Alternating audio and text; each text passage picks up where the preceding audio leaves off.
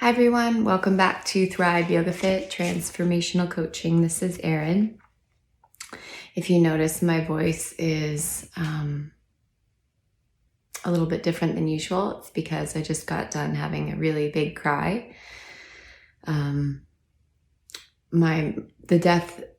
anniversary of my mother's death happened while I was in coach school, and my puja was packed away with her urn and all the little trinkets and tchotchkes I used to honor her and create a space to connect with her energy. And all that stuff was packed away, and we just got it unpacked like yesterday. And I feel like I finally have a chance to grieve. Grief has its own timing, I found. I used to set aside time to grieve and purposely bring it up. And I think that's why, as far as grief goes, my relationship with grief is overall, as far as the spectrum of emotions go, we have a pretty good relationship. But today I was in yoga class, and my shoulders were so achy, so I just, modified and did my thing. And it was an Ashtanga yoga class, so it was, a little more vigorous than some other forms of yoga, though I modified everything I needed to. But my shoulders just started aching so bad, in a way that brought tears to my eyes. It's just, I've never felt that kind of pain in my shoulders, so consistently. It just was aching, almost like there was electricity building in my shoulders, and my chest felt tight, and I just wanted to go into child's pose over and over again. And I had put these Ayurvedic herbs on my shoulders before I went to class. And the Ayurvedic herbs, they're very powerful, but they kind of smell like if Indian food and a citronella candle had a baby.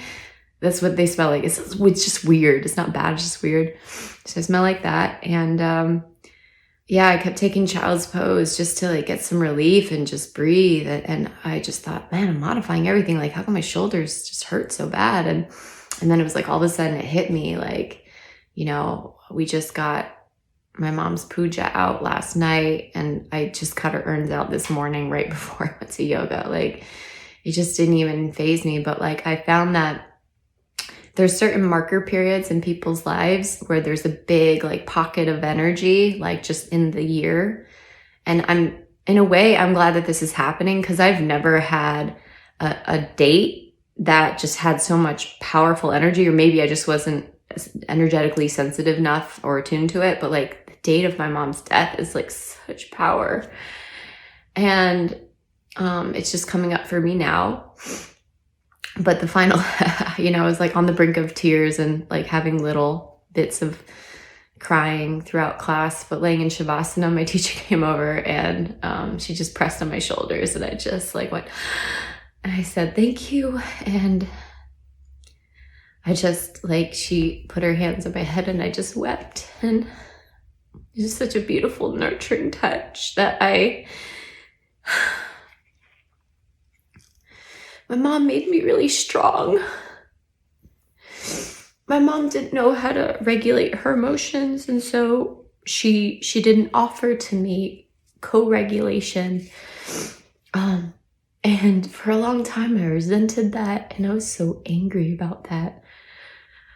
But I'm so strong now, and I have so many tools because I figured it out myself, and I'm so grateful that she trusted that I was strong enough to do this. And here I am, and I have 2 books. Here's one of them. I'm grateful. On the other side of grief is gratitude, and that's where I'm at right now.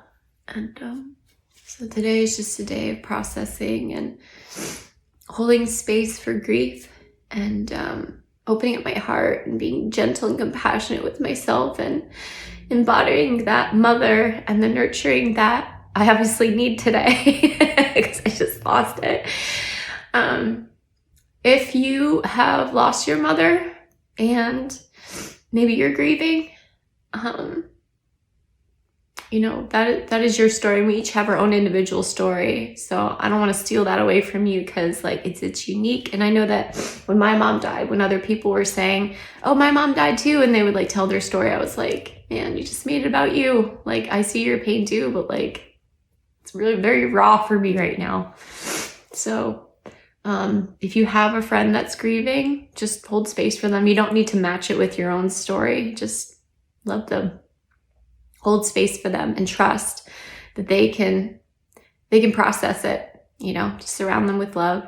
And I'm so grateful for the tools that I have just for my personal life, but also, obviously for my students and what I share. But not thinking that there's anything wrong with me, that I'm crying right now in front of a screen, and that I can share this with you. This didn't happen naturally for me. This is because I wake up and I do yoga and I meditate and I do tools. So there might be people that this is just a natural state. It's not for me. I have to work to be here, but it's fucking worth it. So yeah. Thank you, Mom, for making me strong and trusting so hard in me. And my mom she gave all the love that she could, and in the afterlife, she's just giving me all the unconditional love that she can, and it's beautiful, and I feel it. And on the other side of grief is gratitude and being able to connect with that person in the afterlife. I'll say one last thing. I used to crave for mother figures, and I have quite a few. I have one that I was thinking of immediately when this happened. I thought of Franny. And I thought, Franny is so kind and beautiful. And by the way, Franny Hoffman has a new book coming out, which is all about her spectacular relationship with the dying. And I put a little recommendation in it. But I wanted for that mothering touch. And I paused for a moment because I wanted to run to her like a child does to a mama, and I call her my spirit mama, but I paused because I wanted to process this myself, and I'll probably reach out to her maybe to make contact with my mom. But yeah, grief has its own timing.